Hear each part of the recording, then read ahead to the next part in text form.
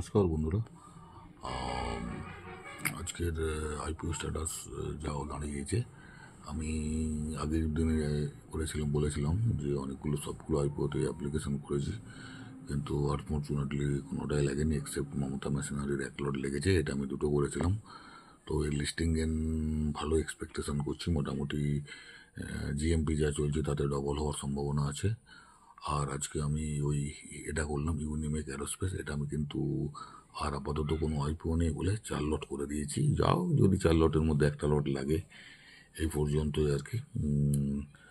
তো আর কিছু না। মার্কেটের অবস্থা খুবই খারাপ এখন। মার্কেট কন্টিনিউয়াসলি ইন্ডেক্সগুলো ডাউনেই যাচ্ছে, এবং সেই অনুযায়ী এইগুলো কী বলে, স্টক যেগুলো নেওয়া আছে সেগুলো ডাউন হচ্ছে প্রচুর।